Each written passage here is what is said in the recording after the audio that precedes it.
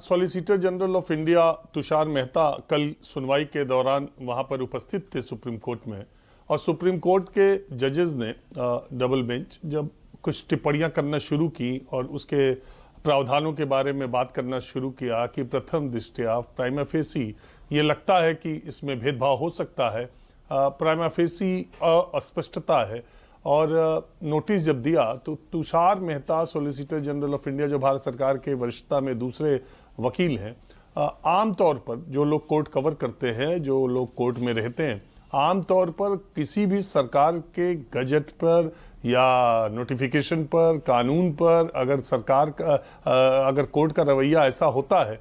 तो सरकार की तरफ से पेश हो रहे सॉलिसिटर जनरल ऑफ इंडिया उसमें कुछ बातें कहते हैं, कुछ कहते हैं हमें समय दिया जाए, कभी कहते हैं कि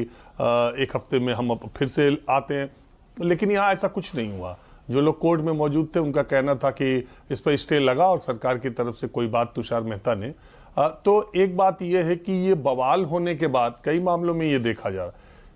क्योंकि दिग्विजय सिंह जो कि स्टैंडिंग कमेटी के चेयरमैन थे एजुकेशन के, उनका कल सुबह ही भोपाल से बयान आया कि ये जो झूठी शिकायतों करने वालों के खिलाफ सजा का प्रावधान था, इसको हटाने की सिफारिश हमने नहीं की, और सवर्णों को या सामान्य को जो कमेटी है इक्विटी कमेटी उसमें नहीं रखा जाए या उनका जिक्र ना हो, यह भी हमने नहीं किया था। यह सब यूजीसी ने किया, सरकार ने किया। इस मामले में यूजीसी सफाई दे। यूजीसी के तरफ से नोटिफिकेशन 2026 की 13 जनवरी को आया, 29 तारीख को स्टे लगा, 16 दिनों से यूजीसी के मुखिया चुप हैं। स्टे लगने के बाद भी यूजीसी की तरफ से अभी तक कोई बयान नहीं आया। सरकार में जिम्मेदार पदों पर बैठे जितने भी लोग हैं, एक आध एमपी को छोड़कर, और शिक्षा मंत्री को 2 लाइन का स्टेटमेंट कि किसी के खिलाफ भेदभाव, पक्षपात, दुर्भावना से इसका उपयोग नहीं किया जा सकेगा, मैं आश्वस्त कराता हूं, इसके अलावा कुछ नहीं आया। इंटरेस्टिंग बात है, कल एक केंद्रीय मंत्री का बयान इस मामले में आया, जिसमें सबसे पहले वो यूजीसी रेगुलेशन के लिए प्रधानमंत्री, गृहमंत्री अमित शाह और शिक्षा मंत्री धर्मेंद्र प्रधान का धन्यवाद दे रहे थे, और अगली ही लाइन में उन्होंने कहा कि इस पर स्टे लग गया है तो सुप्रीम कोर्ट का कोटिशः धन्यवाद। अब इसमें क्या समझा जाए कि सरकार की या मंशा क्या थी, क्यों इसे लाया गया? इसे ला करके विवाद होने के बाद इसको कोर्ट में लाया गया, और कोर्ट में ये जब मामला पड़ा तो सरकार का वहां भी रही। ये तो मान लीजिए सरकार का मसला है। आमतौर पर ऐसे फैसले, ऐसी चीजें होते तो सरकार उसको खूब प्रचारित प्रसारित भी करती है, लेकिन यूजीसी के नए रेगुलेशन को लेकर सरकार में भी एक तरह का सन्नाटा था, और आश्चर्यजनक रूप से देश के विपक्ष के लोगों ने भी इसके पक्ष या समर्थन में बोलने के बजाय चुप्पी साधे रखी। मैं ये नहीं कहता कि यूजीसी के रेगुलेशन पे अभी स्टे लगा है, कोर्ट ने जो बातें कही है कि आपने इसमें रैगिंग को क्यों निकाल दिया।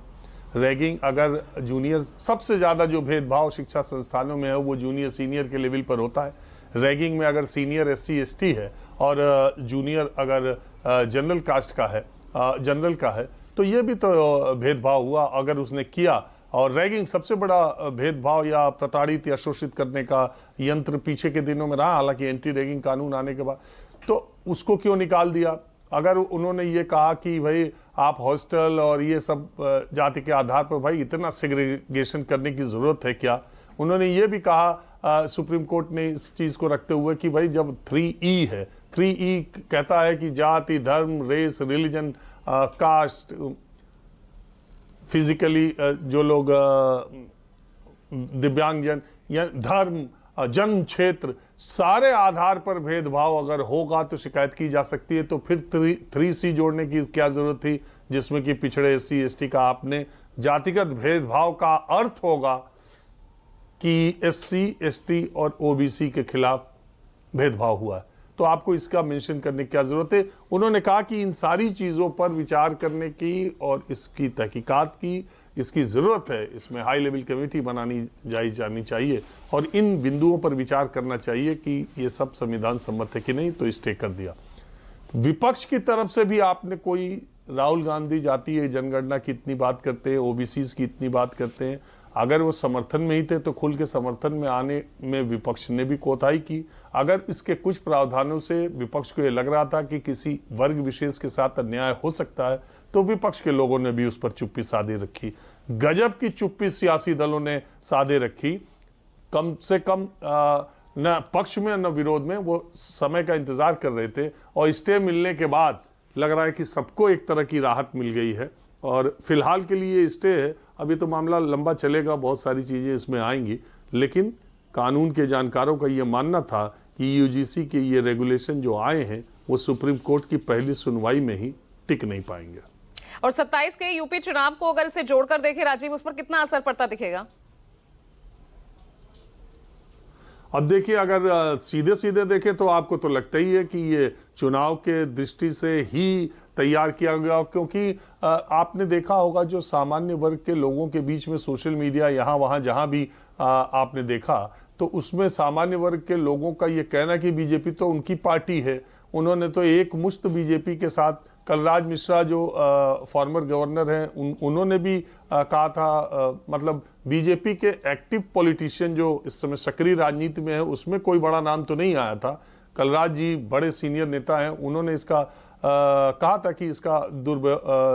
दुर्भावनापूर्ण उपयोग किया जा सकता है। तो मैं ये कह रहा हूं कि सोशल मीडिया पर अगर आप देखिए तो ज्यादातर सामान्य लोगों की यही प्रतिक्रिया थी कि बीजेपी को तो हमने थोक भाव में वोट किया और बीजेपी ही हमारे साथ ऐसा कर रही है जो सामान्य के खिलाफ। और दूसरी तरफ ओबीसी को इसमें जोड़ करके पीडीए को लेके अखिलेश यादव जो बात कर रहे हैं और हालिया चुनाव में जो उनको सफलता मिली है और उत्तर प्रदेश जैसे राज्य में लोकसभा में, तो उनका पीडीए अगर चल रहा है तो क्या उस लिए ओबीसी को इसमें जानबूझ के जोड़ा गया, ये बड़ा सवाल है। और सामान्य वर्ग जाएगा कहाँ भारतीय जनता पार्टी को छोड़कर, यह मन स्थिति थी लाने के पीछे कि ओबीसी को ज़्यादा से ज़्यादा जोड़ा जाए और ये उसमें एक मील का पत्थर साबित हो ये रेगुलेशन। लेकिन ये दांव, वो आपने सही कहा ना, ये आगे कुआं पीछे खाई, हाय रे धैया हाय रे माई किधर जाई, ये जो है हम लोग की तरफ इलाहाबाद में कहा जाता था कि किधर जाई। तो यही स्थिति पॉलिटिकल पार्टीज की मुझे लगता है इस यूजीसी के नए कानून ने कर दिया। बिल्कुल।